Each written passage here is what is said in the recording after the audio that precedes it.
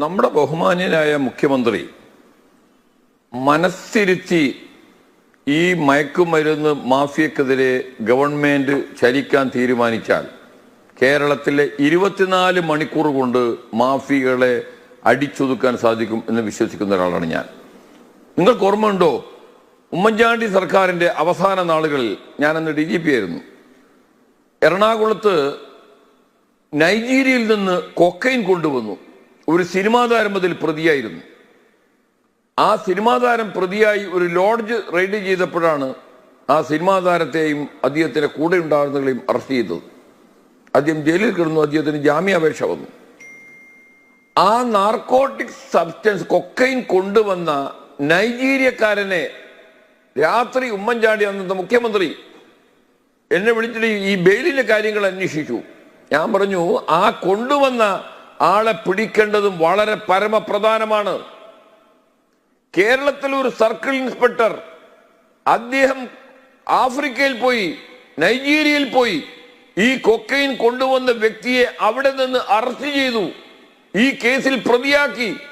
ആ കൊക്കൈൻ കൊണ്ടുവന്ന നൈജീരിയക്കാരനെയും ഈ സിനിമാ താരത്തെയും ഒരുമിച്ച് ജയിലിൽ കടത്തി. ഒരു സർക്കാരിന്റെ ഇച്ഛാശക്തി കണ്ടത് അവിടെയാണ്. അന്ന് ഞാൻ ഇന്നും ഓർമ്മിക്കുന്നു, ഹൈക്കോടതിയിൽ Kochi was A hub of all narcotics activities. അതിന്റെ ഒരു കണക്ക് വായിച്ചപ്പോൾ അന്ന് ജാമ്യാപേക്ഷ കേട്ട ബഹുമാനപ്പെട്ട ശ്രീ കമാൽ പാഷ ഒരു കാരണവശാലും ജാമ്യം കൊടുക്കില്ല എന്ന് പറഞ്ഞ് ജാമ്യം നിഷേധിച്ചു.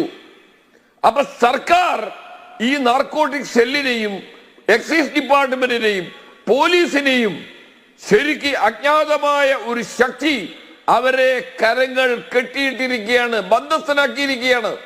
കേരള പോലീസ് നാർക്കോട്ടിക്സ് വിങ് വളരെ ശക്തരായ, കാര്യക്ഷമതയുള്ള, വളരെ മിടുക്കന്മാരായ ഉദ്യോഗസ്ഥന്മാരുണ്ട്. അവർക്ക് ശരിക്ക് പ്രവർത്തിക്കാനുള്ള അധികാരവും സ്വാതന്ത്ര്യവും കൊടുത്താൽ കേരളത്തിൽ ഇന്ന് തടിച്ച് കൊഴുതുന്ന ഈ മാഫിയകളെ പിടിച്ചിരുത്താൻ, അവസാനിപ്പിക്കാൻ സാധിക്കും. അതിന് ഒരു പൊളിറ്റിക്കൽ പാട്രണേജ് അറിഞ്ഞോ അറിയാതെയോ ഈ മാഫിയയുടെ പിന്നിൽ പ്രവർത്തിക്കുന്നുണ്ട്. അതിന്റെ ഏറ്റവും നല്ല ഉദാഹരണമാണ് തലശ്ശേരിയിലെ ഈ പ്രതികൾ. മാഫിയ എന്ന് പറയുന്നവർ ഇവിടുത്തെ ഭരണകക്ഷിയുടെ ഉന്നതന്മാരുടെ പാട്രണേജ് ഉണ്ട് എന്ന് പറഞ്ഞാൽ ആർക്കും അത് നിഷേധിക്കാൻ പറ്റില്ല. അതുകൊണ്ടാണ് ഞാൻ നേരത്തെ പറഞ്ഞത്, ഉമ്മൻചാണ്ടി ആക്രമിക്കാൻ വന്ന പ്രതിയാണ് സി ബാബു ജാക്സൺ. ഈ പാർട്ടിയുടെ പ്രധാനപ്പെട്ട ആളാണ്. അപ്പോ പൊളിറ്റിക്കൽ പാട്രണേജ് മാഫിയക്ക് അനുകൂലമായാൽ ഇതിനേക്കാളും വലിയ മാഫിയകൾ ഇവിടെ തടിച്ചു കൊഴുക്കും. നമ്മുടെ തലമുറയെ മുഴുവനും നശിപ്പിക്കുന്ന മാരകമായ അതിനൂതനമായ നാർക്കോട്ടിക് സാധനങ്ങളെല്ലാം കേരളത്തിലെ വിദ്യാലയങ്ങളിലും കേരളത്തിലെ പൊതുസമൂഹങ്ങളിലും ഒരു സാധാരണ വസ്തുക്കളെ പോലെ ചെലവഴിക്കപ്പെടും. പിന്നൊരു കാര്യം, നമ്മുടെ പോലീസ് അക്കാഡമിയെ സജ്ജമാക്കണം. ഈ ഉദ്യോഗസ്ഥന്മാർക്ക് ട്രെയിനിങ് കൊടുക്കണം.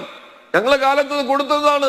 പ്രോസിക്യൂട്ടർമാരെ പരിശീലിപ്പിച്ചതാണ്, പോലീസ് ഉദ്യോഗസ്ഥന്മാരെ പരിശീലിപ്പിച്ചതാണ്. അങ്ങനെ സർവ്വവ്യാപകമായി സജ്ജമായ ഒരു പോരാട്ടം നടന്നാൽ, because this is A matter of crores, കോടിക്കണക്കിന് രൂപയാണ് ഈ നാർക്കോട്ടിക്സ് മാഫിയ കേരളത്തിലെ പൊതുസമൂഹത്തിൽ, കേരളത്തിലെ നമ്മുടെ വിദ്യാലയത്തിന്റെ അടുത്ത് സിഗരറ്റ് വിൽക്കുന്നവനെ പോലീസ് പിടിച്ച് അറസ്റ്റ് ചെയ്യുന്നു. തലശ്ശേരി BMB സ്കൂളിന്റെ അടുത്തുള്ള ഒരു ചെറിയ പെട്ടിക്കടക്കാരനെ പോലീസ് അറസ്റ്റ് ചെയ്തു. എന്താണ്? അവിടെ സിഗരറ്റ് വിറ്റു എന്ന്. അവരൊന്നും ഈ മാഫിയകളെ കാണുന്നില്ല. അവരൊന്നും തന്നെ ഈ നാർക്കോട്ടിക്സ് ഇത്ര ശക്തമായ രീതിയിൽ നമ്മുടെ സ്കൂളുകളെ ചുറ്റിപ്പറ്റി, കോളേജുകളെ ചുറ്റിപ്പറ്റി, പൊതുസമൂഹത്തിന്റെ ഇടയിൽ മാരകമായ വിഷത്തെ പോലെ വ്യാപിച്ചു കൊണ്ടിരിക്കുന്ന ഈ മാഫിയകളെ കാണുന്നില്ല. ജീവൻ നഷ്ടപ്പെടുന്നു.